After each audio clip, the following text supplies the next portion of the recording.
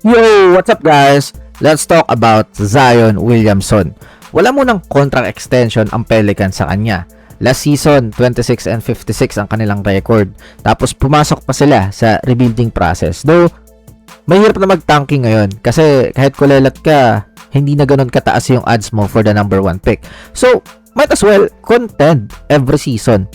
Kumbaga, ang gagawin ng Pelicans is titingnan yung kanyang true value this season. In contract pa naman siya and kakaiba nga yung sa kanya eh. May portion pa siyang makukuha kapag nakapaglaro siya ng 41 games, 51 games, 61 games. Kasi naman parang naging part-time job na lang sa kanya yung NBA. Pero good thing ba na hindi pa rin nag-give up yung franchise sa kanya? Grabe din kasi talaga yung potential niya eh, no? Halimaw talaga, lalo nung college. Last season, nag-average siya ng 21 points, 60% from the field, at himalang 62 games. Pero naka-health track pa rin yung organization sa kanya. Kaya bago ibigay ang panibagong contract extension is ipakita niya muna na magiging healthy siya at sana mag-translate din into winning basketball. Tsaka lumalakas din naman talaga yung mga players kapag usapang contract extension. Makikita na lang natin mga sobrang halimo na maglaro tapos after pumirma, chill na lang ulit. So, kayo ba?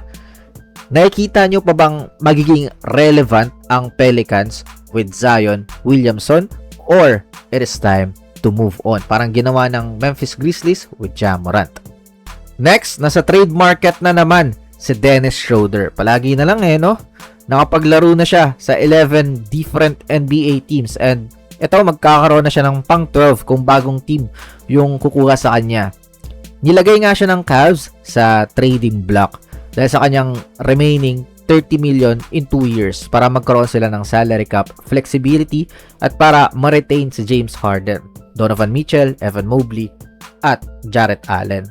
And kung matitrade siya, magiging aggressive na yung franchise to get players like Jonathan Kuminga or Peyton Watson. Kasi ayun yung mga asking price nila ma-afford na nila yung mga restricted free agents na yan.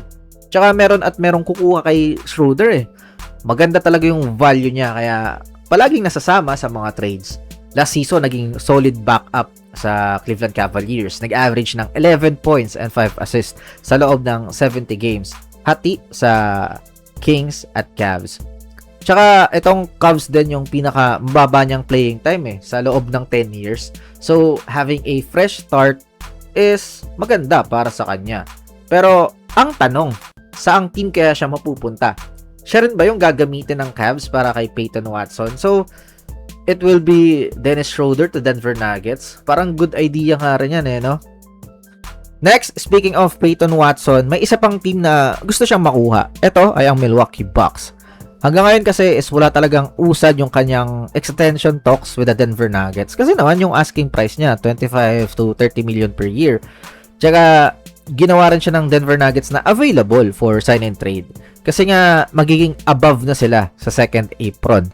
So, ang hinihiling nila ay mga draft compensation. Tapos, yun nga, kahapon or ng isang araw, kinuha pa nila si Looney Walker. So, parang matik naman na hindi na talaga babalik si Watson sa kanila.